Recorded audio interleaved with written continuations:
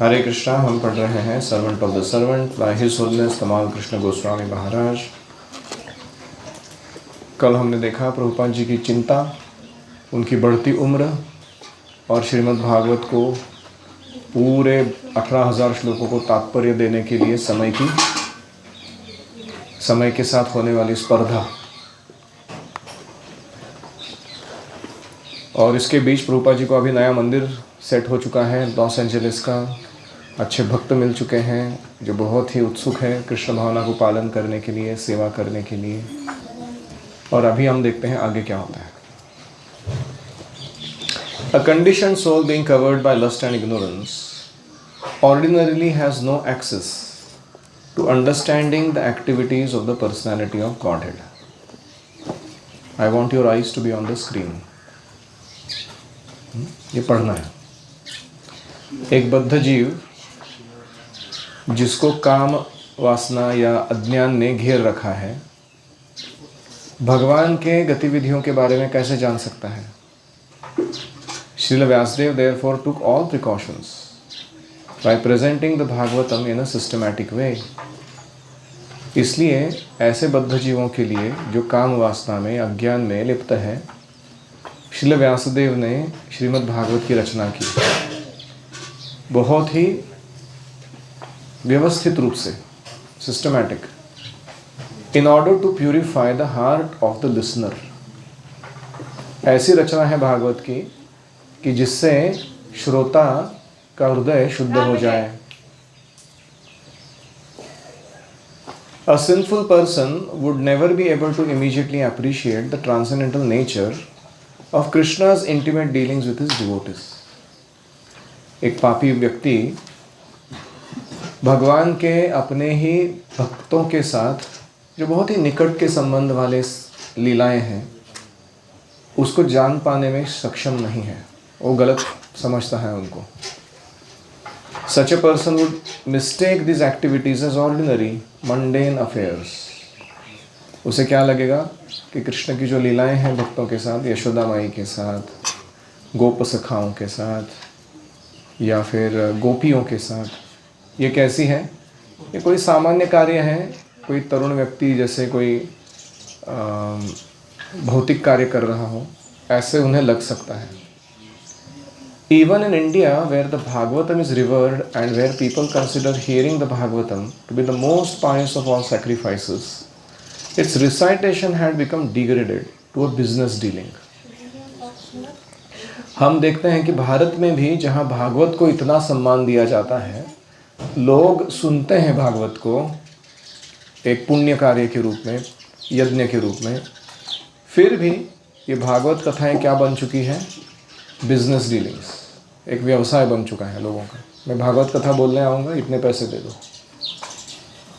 Bhagavatam रिसाइटर्स could now be found all over the land holding Bhagavad Saptahas, completing the entire recitation in the span of 7 days in imitation of the original narration by Srila Shukadeva Goswami.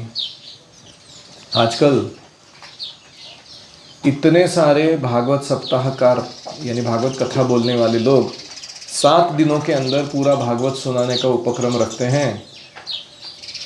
किसको अनुकरण करते हुए?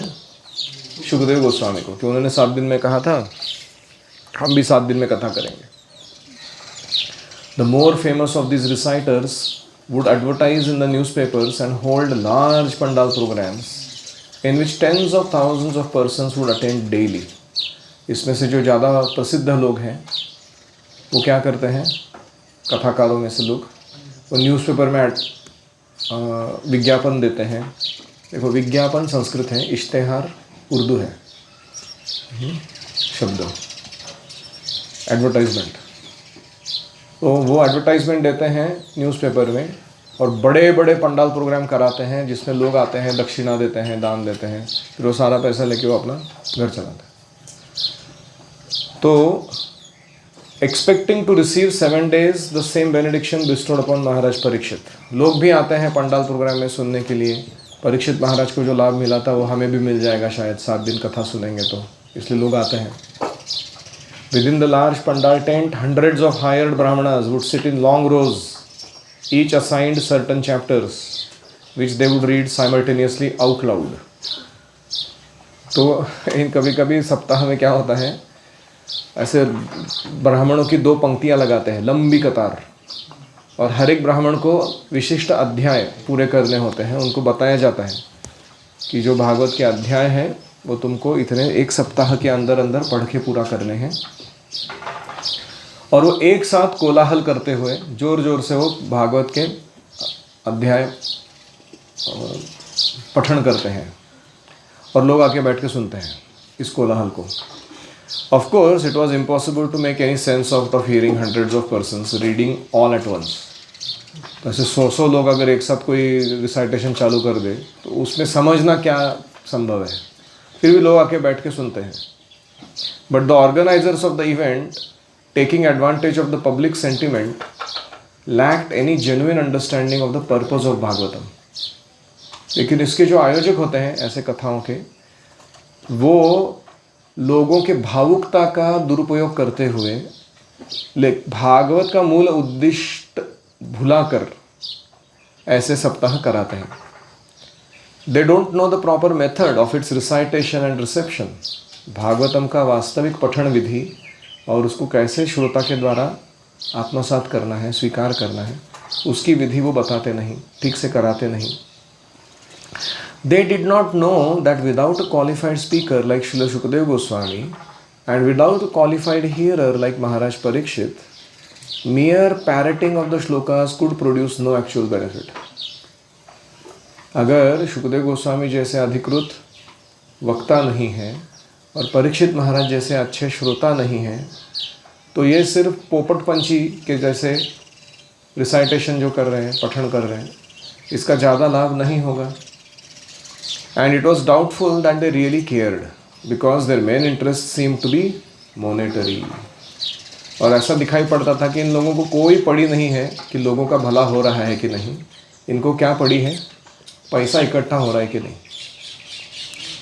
And lakhs of rupees were earned at each fair. ऐसी जत्रा जो बनाई जाती थी उसमें लाखों में रुपए कमाए जाते थे। हम देखते हैं आजकल महाराष्ट्र में गणपति के टाइम होता है यही तरीका।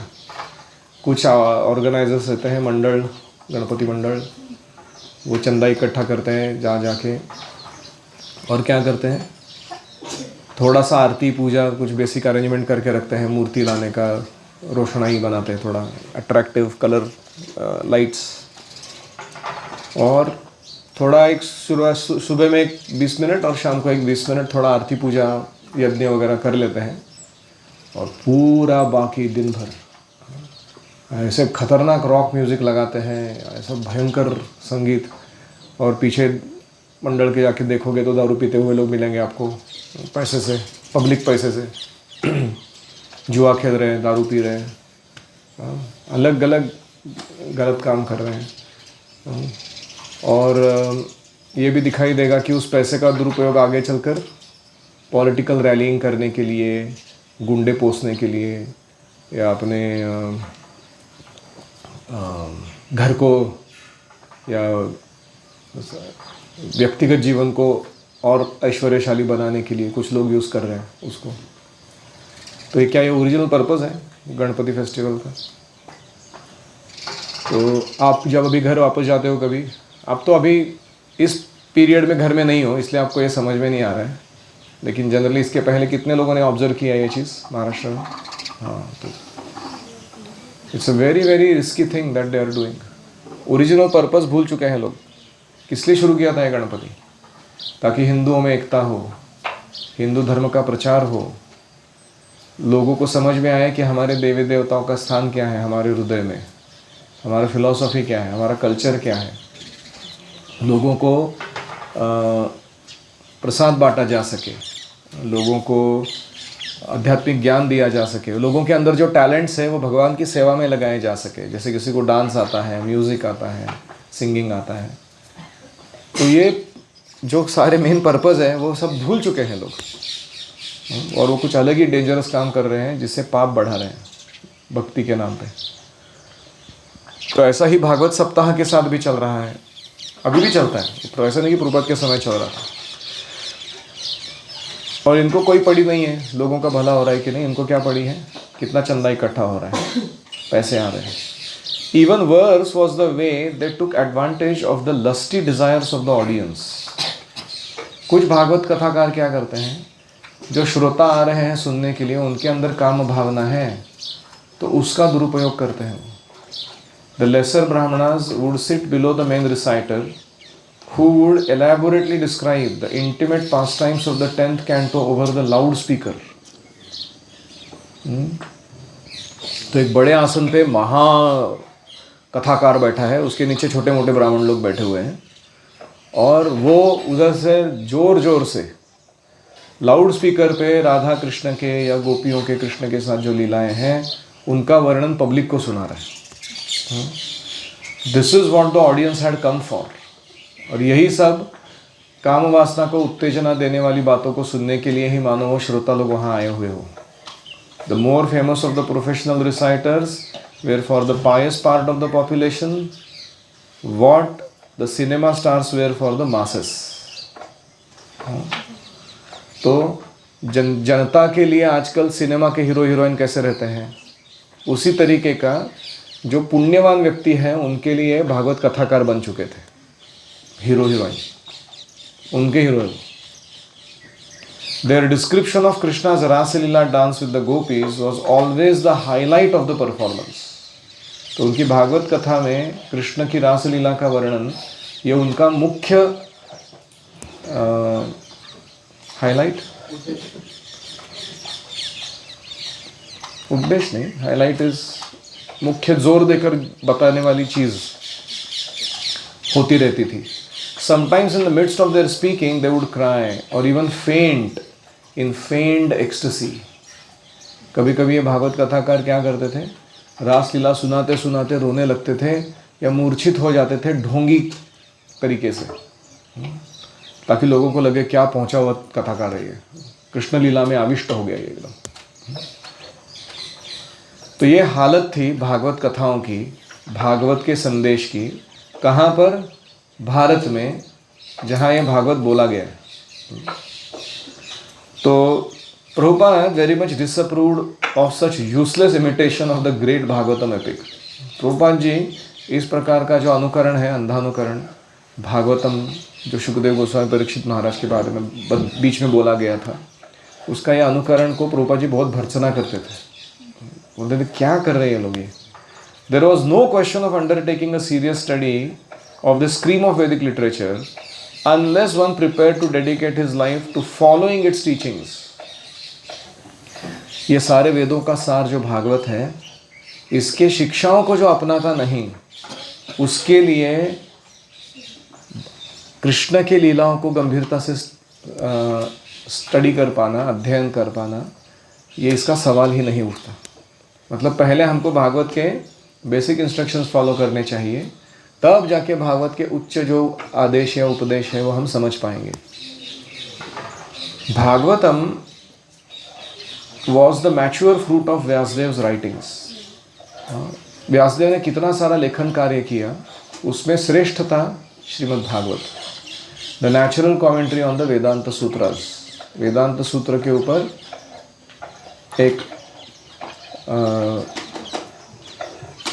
नेचुरल कॉमेंट्री को हम कहेंगे, उसी लेखक के द्वारा दी गई टिप्पणी के रूप में ये वेदांत सूत्र की व्याख्या थी श्रीमद् भागवतम.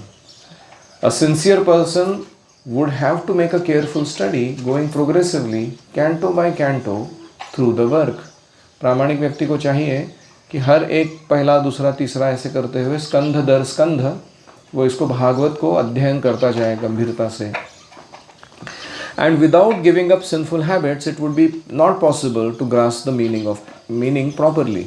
और जब तक व्यक्ति पाप कार्य नहीं छोड़ देता, खास करके 4 नियम पालन करना नहीं चाहता, मांस नहीं खाना है, जुआ नहीं खेलना है, व्यभिचार नहीं करना है और नशा नहीं करना है, तब तक ये भागवत उसके हृदय में उतरने वाला नहीं है.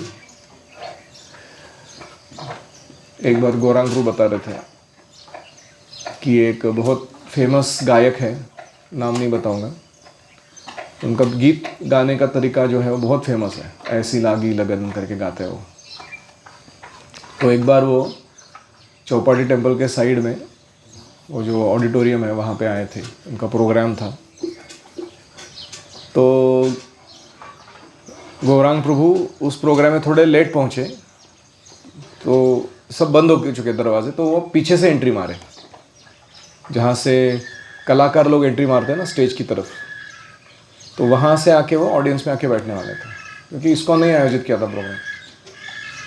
तो आए तो उन्होंने इस गायक को, जो बहुत फेमस है भारत में, देखा कि वो दारू का बॉटल लेके पीछे पी रहे हैं, स्टेज के पीछे दारू पी रहे। तो ये अचानक चौंक गए, इनको वो देख के वो चौंक गए, वो इनको देख के चौंक गए। तो नमस्ते नमस्ते हो गया सब। फिर उन्होंने पूछा ये गाने से पहले, तो उसने कहा कि क्या है, थोड़ा मन को रिझाने के लिए, ताकि मन प्रिपेयर हो जाए मेरा, मैं सब ये लेता हूँ। और फिर जाके बैठे हो और फिर हारमोनियम उठा के चालू हो गए, ऐसी लागी लगन। अभी कौन किधर लगन लागी तुम्हारी, कृष्ण में कि दारू में? हाँ, तो ये इतना भयंकर प्रकार भारत में चलता रहता है। गा रहे हैं कृष्ण के गीत, कैसे? दारू पी के। हाँ? तो इतनी बुरी अवस्था है।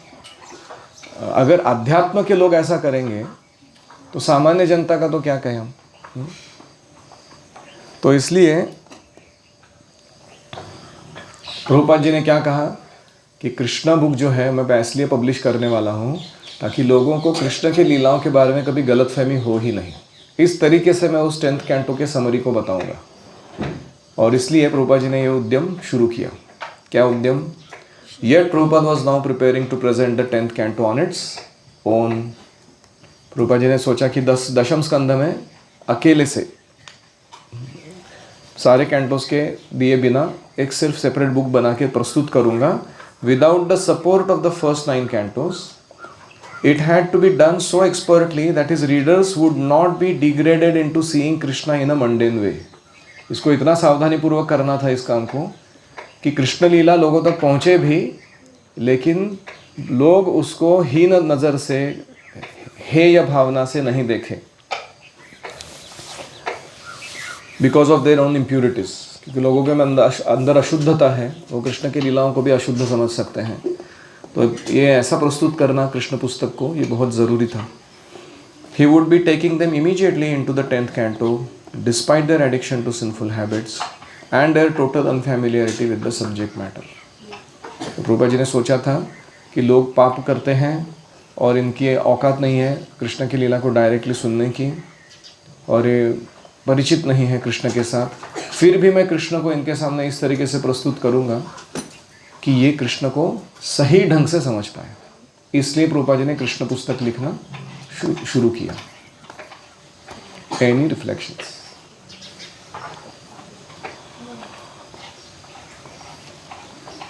भारत में भागवत सप्ताह में लोग 10th कैंटो ऐसे जोर में पढ़ते, उसका व्रत में नहीं करते, फिर कैसे रहते, तो हमें ऐसा नहीं करना चाहिए। करेक्ट। आपको कभी आगे चल के इन्विटेशन आएगा, थोड़ा भागवत कथा सुनाइए, तो आप देखोगे प्रभुपाद जब जनरल मासेस में जाते थे, लीला बहुत कम सुनाते थे, तत्व बहुत ज़्यादा सुनाते थे।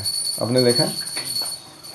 जैसे कल हम लोग गए थे जन्माष्टमी प्रोग्राम के लिए, और वहाँ पर लोग आए हैं कृष्ण जन्माष्टमी मनाने के लिए। मैंने प्रवचन दिया, तो प्रवचन ये नहीं था केवल कि कृष्ण का जन्म कैसे हुआ, फिर उन्होंने क्या बाल लीलाएँ की, फिर उनके अलग अलग जो लीलाओं का वर्णन वगैरह वगैरह। प्रवचन का जोर इस पर था कि पहले तुम कृष्ण को स्वीकार करो अपने जीवन में, कृष्ण के साथ अपना तालमेल बिठाओ, कृष्ण की ओर से कार्य करो, कृष्ण के आनंद के लिए कार्य करो।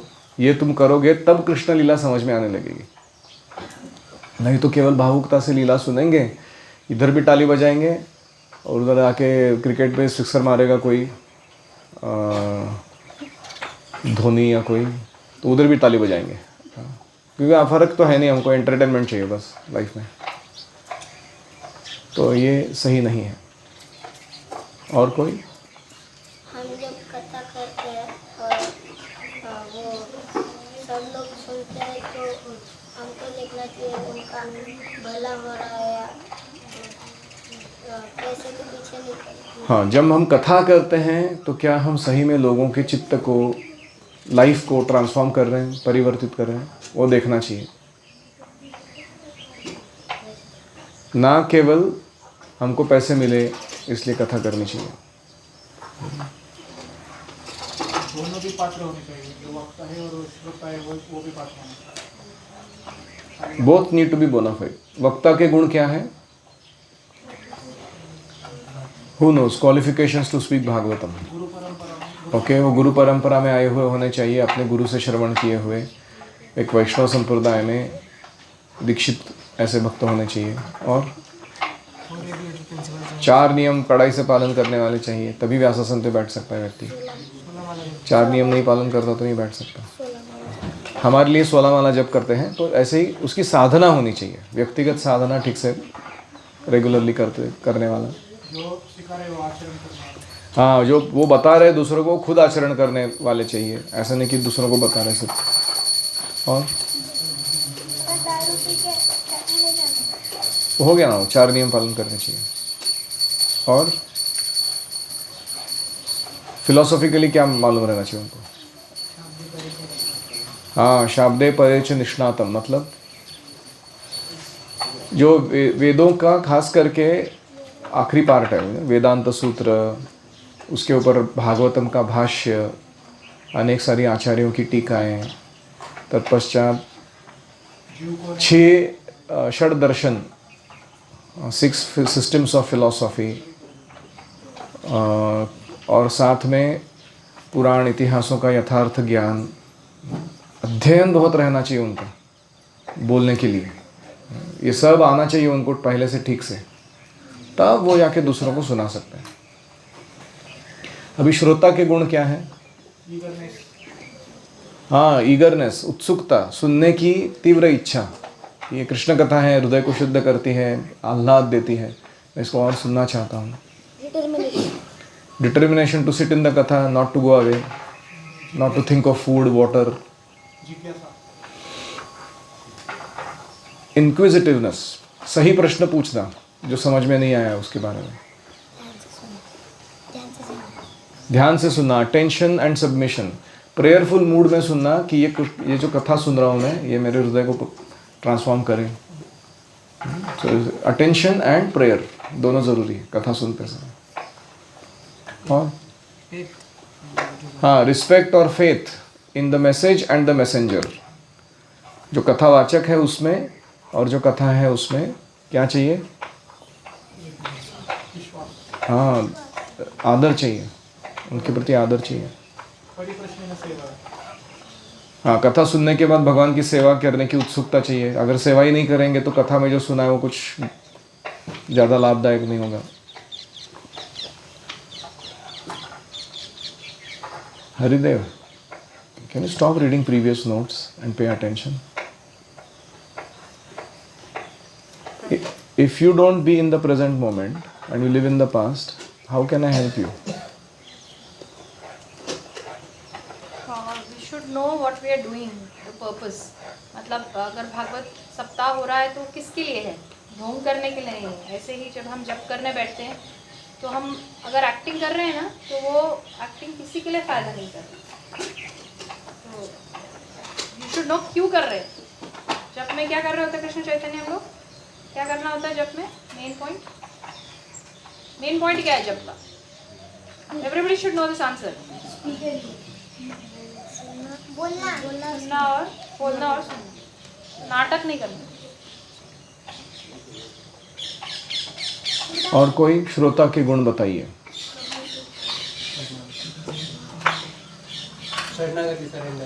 शरणागति, भगवान की वाणी है, उसको पालन करने के प्रति शरणागति होनी चाहिए। I follow all this instructions in my life. और कोई? परंपरा में गुरु जी सब फॉलो करें तो अर्जुन की तरह हम ये हो सकते हैं, जो आप बोलोगे वो मैं स्वीकार करूँगा।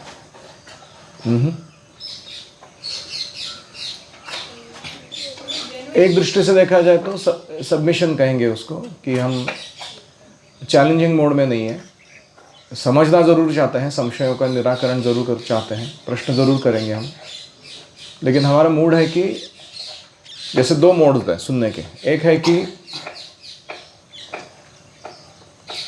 आई don't believe so I don't accept, मतलब I will follow only if I can have faith in, I can develop faith in it. और दूसरा मोड ये होता है कि I have faith in it so I will follow it and then try to understand how true this is.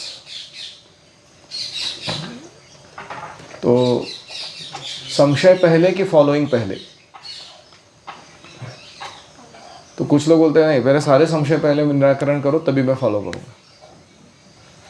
तो ये शुरुआत के दिनों में अच्छा है, लेकिन गुरु स्वीकार करने के बाद मैं पहले फॉलो करूँगा, फिर मैं जानने का प्रयास करूँगा कि इन्होंने जो बोला है वो कैसे सत्य है। So these are some qualities of a श्रोता। कुछ लोग तो क्वेश्चन पूछते हैं क्वेश्चन पूछने के लिए, सब पूछ रहे हैं इसलिए हम पूछेंगे, या माइक मिलेगा हमको, वो भी एक प्रॉब्लम है, आंसर सुनते भी नहीं। Many times we ask a question and we don't listen to the answer. वैसे क्या कहते हैं, it's engagement for the speaker, you know, not for me. ऐसे मोड में हम प्रश्न पूछते हैं उनको। और कोई?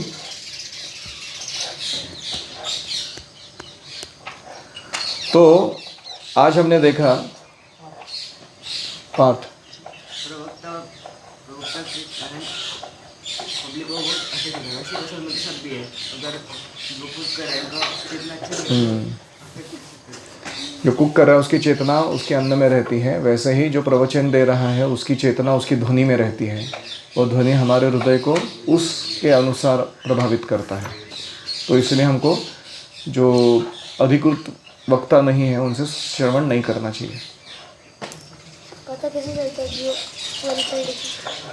आप ऐसे अशुम कर सकते हो कि आप किसी मंदिर में जा रहे हो या किसी भी गुरुकुल में सुन रहे हो, तो वहाँ अगर उनके गुरु के आदेशानुसार या वहाँ के स्पिरिचुअल अथॉरिटीज़ के निर्देशानुसार कोई कथा बोल रहा है तो वो बोनाफाइड ही हो, वरना उसको बैठने ही नहीं देंगे वो लोग व्यासासन पे।